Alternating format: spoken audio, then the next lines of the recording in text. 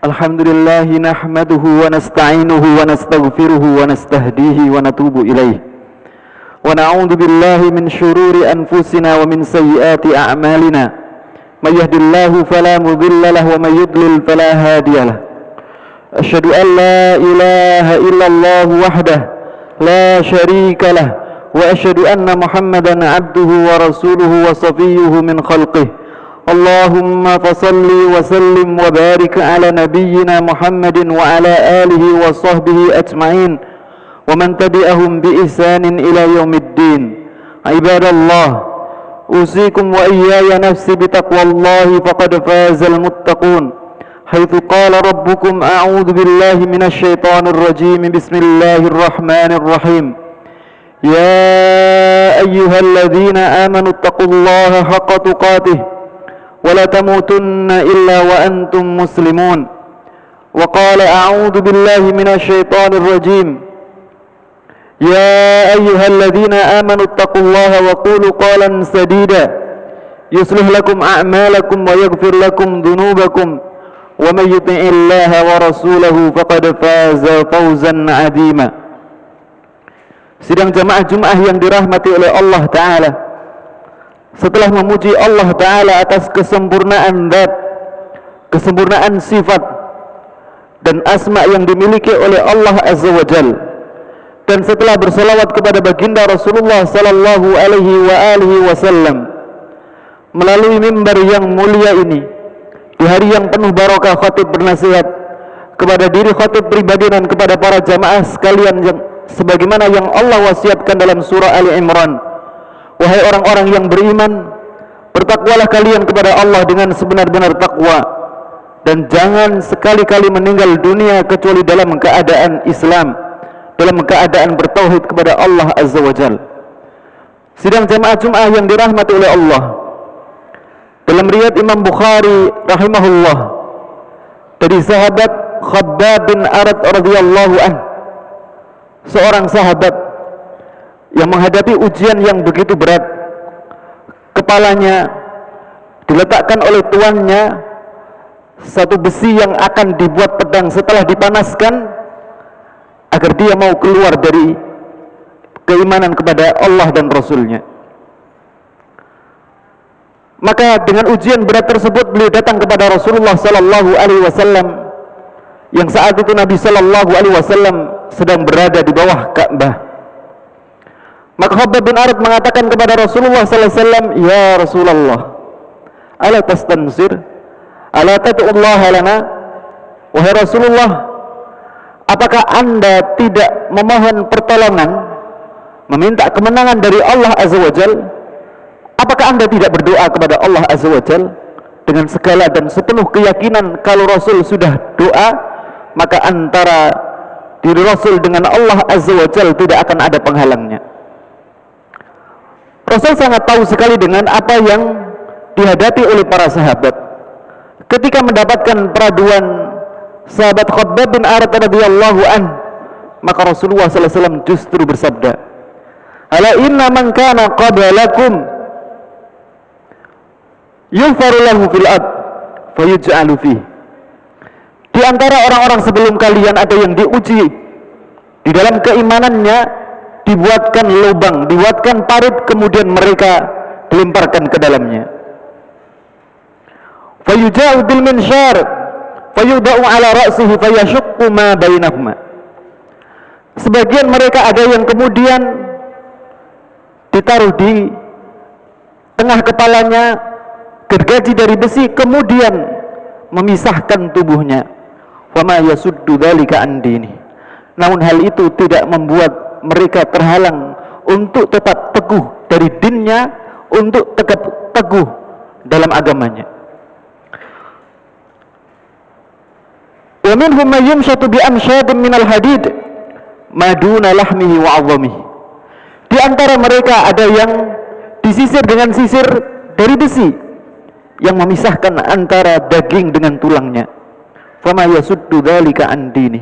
Dan hal itu tidak memisahkan mereka, tidak menghalangi mereka untuk tetap teguh di atas dinnya, di atas keimanannya, di atas prinsipnya, di atas ideologinya.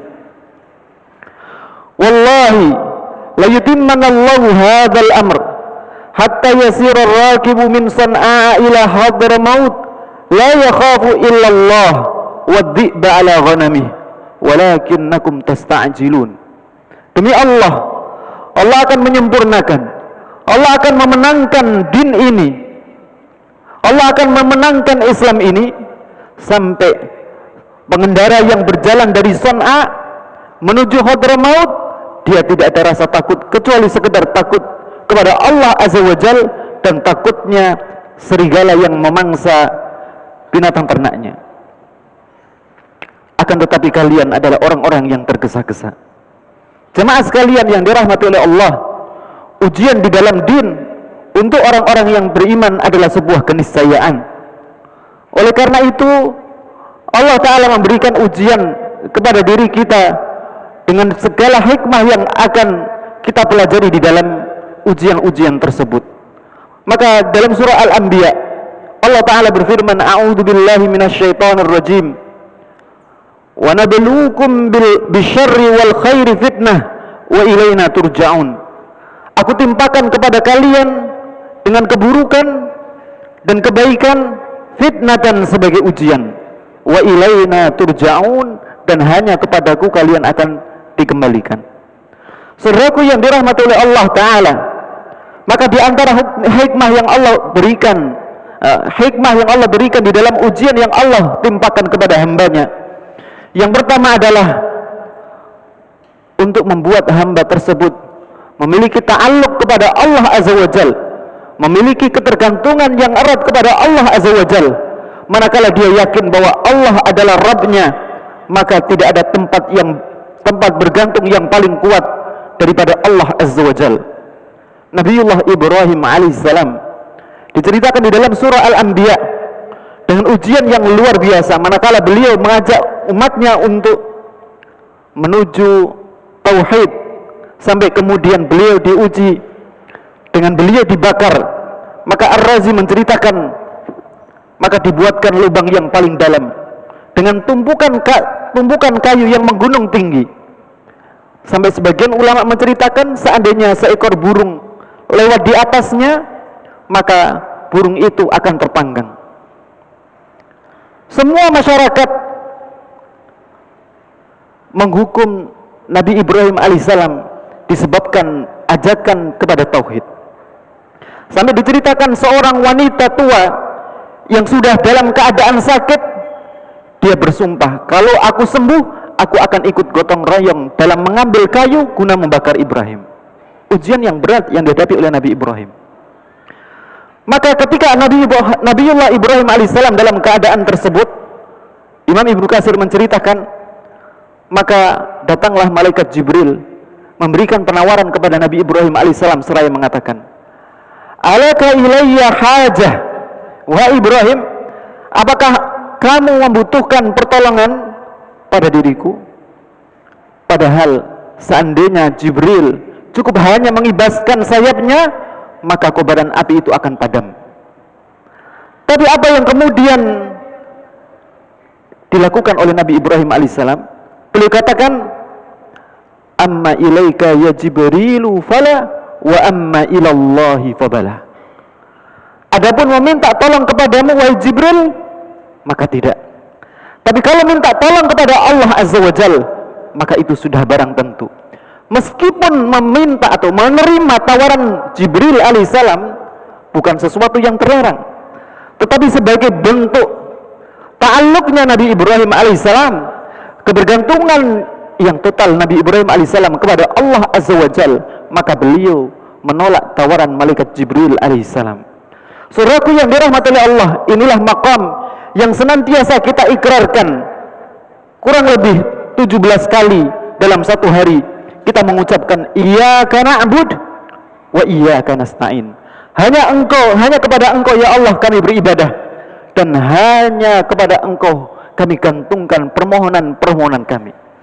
Oleh karena itu saudaraku yang dirahmati oleh Allah, manakala ketika Allah menguji kita dengan permasalahan, maka ke tempat mana kita berlari terlebih dahulu? Apakah kepada Allah Ta'ala yang kudrahnya tiada batas, atau kita justru bergantung kepada makhluk terlebih dahulu. Kemudian di antara hikmah ketika Allah memberikan ujian kepada orang-orang yang beriman yang kedua adalah untuk menunjukkan kualitas imannya kepada Allah Azza wa Jal. Saudaraku yang dirahmati oleh Allah Azza wa Jal, oleh karena itu Allah Ta'ala berfirman di dalam surah Al-Ankabut, ahasiban nasu ayatraku ayyaqulu amanna wa hum la yuftanun. Apakah orang-orang itu cukup hanya dibiarkan mengucapkan kami sudah beriman sementara mereka tidak diuji sama sekali? Sahabat Julaibib radhiyallahu anhu wa arbah, yang Rasulullah sallallahu alaihi wasallam sangat mencintainya, suatu ketika memberikan penawaran kepadanya, ala tatazawwaj, wahai Julaibib, apakah kamu tidak mau menikah? Ya Rasulullah, wa may yuzawwiju Julaibiban, wahai Rasul, siapa yang mau menikahkan anaknya dengan Julaibib? Ala tatazawwaj, wahai Julaibib, apakah kamu tidak mau menikah? Maka Julaibib, seorang sahabat yang fakir, seorang sahabat yang tidak memiliki keistimewaan dalam fisik maupun nasab, maka dia kemudian mengatakan kepada Rasulullah SAW, ana kasidu ya Rasulullah,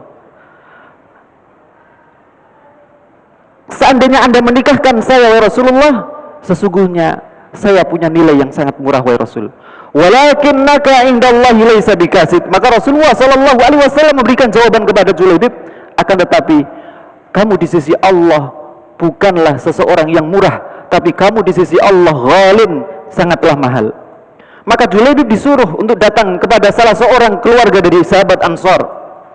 Maka Julaibib datang kepada keluarga dari sahabat Ansar tersebut untuk melamar putrinya atas perintah Rasulullah sallallahu alaihi wasallam. Maka ketika Julaibib datang kepada keluarga tersebut dan dia mengatakan bahwa dirinya adalah utusan Rasulullah sallallahu alaihi wasallam, maka dia disambut. Tapi ketika dia mengucapkan Rasulullah memerintahkannya untuk melamar putrinya, maka kemudian sahabat tersebut mengatakan, biarkan aku untuk berbicara kepada istriku terlebih dahulu. Maka ketika dia berbicara kepada istrinya, maka istrinya mengatakan, la tadfa'ha Julaibiban, jangan kamu serahkan putrimu kepada Julaibib, fa innahu kada wa kada, dia adalah seorang yang begini dan begitu. Maka kemudian putri yang mendengar diskusi kedua orang tuanya kemudian datang kepada mereka, kemudian mengatakan, ataruddu Rasulillah, apa kalian mau menolak utusan Rasulullah sallallahu alaihi wasallam? Idfa'ni Julaibiban fa innahu la yudayyani, serahkan diriku kepada Julaibib, maka sesungguhnya dia tidak akan menyia-nyiakanku. Ketika Julaibib mendapatkan apa yang dia dambakan dengan segala apa yang dia miliki, maka Rasulullah sallallahu alaihi wasallam dengan muadzinnya memerintahkan para sahabat untuk berkumpul dalam melaksanakan satu peperangan bersama Rasulullah sallallahu alaihi wasallam. Maka Julaibib meninggalkan istrinya, padahal itu adalah sesuatu yang sangat dia dambakan. Dia tinggalkan istrinya karena perintah Rasulullah sallallahu alaihi wasallam. Maka ketika perang telah usai, maka Rasulullah sallallahu alaihi wasallam bertanya kepada para sahabat, atafqiduna ahadan, apakah kalian kehilangan seseorang? Maka para sahabat mengatakan, nafqidu fulanan wa fulanan ya Rasulullah, kami kehilangan fulan dan fulan ya Rasulullah. Maka Rasulullah bertanya kembali, atafqiduna ahadan, apakah kalian kehilangan seseorang? Maka mereka mengatakan, nafqidu fulanan wa fulanan ya Rasulullah, kami kehilangan fulan dan fulan wahai Rasulullah, tanpa menyebutkan nama Julaibib. Sampai Rasulullah SAW bertanya 3 kali, atafqiduna ahada, apakah kalian kehilangan seorang? Maka mereka katakan, kami kehilangan fulan dan fulan, tanpa menyebutkan nama Julaibib. Maka Rasulullah SAW bersabda, bal nafqidu Julaibiban, justru aku kehilangan Julaibib. Maka kemudian dicarilah Julaibib, faqatalahu sab'ah wa qatalahu sab'ah, dia mampu dalam peperangan tersebut membunuh 7 orang, dan kemudian dia juga terbunuh oleh 7 orang. Maka Rasulullah SAW ketika melihat jenazah Julaibib, lihat bagaimana Rasulullah SAW menghargai Julaibib, yang menunjukkan keimanannya dan kecintaannya kepada Allah dan Rasulnya lebih daripada segala kecintaan apa yang ada di dunia ini, manakala dia diuji dalam urusan kecintaan tersebut. Maka Rasulullah kemudian bersabda, hadza ana min wa huwa minni.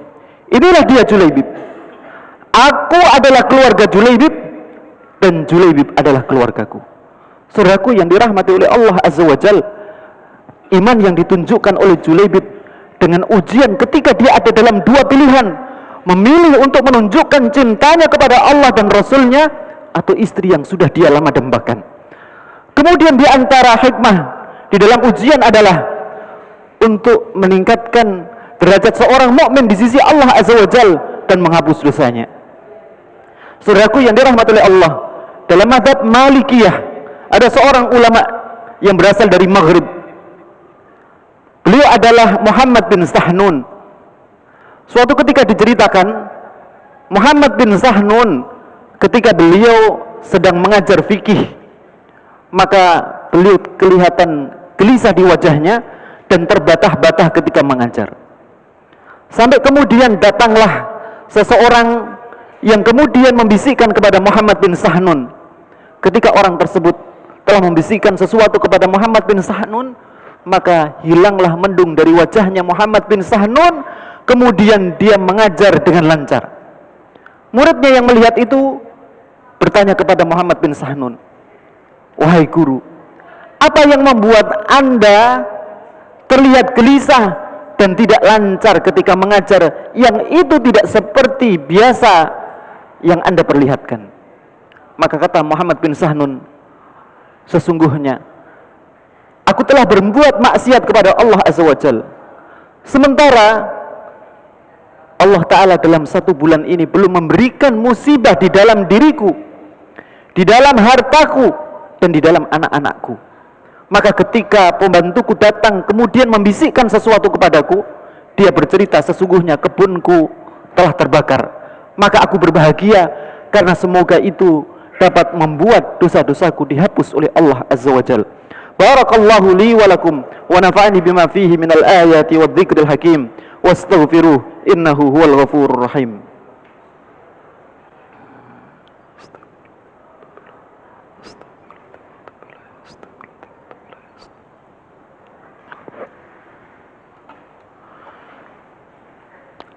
Alhamdulillahi wa kafa wassalatu wassalamu ala nabiyil mustafa wa ala alihi wa sahbihi ahli sidqi wal wafa.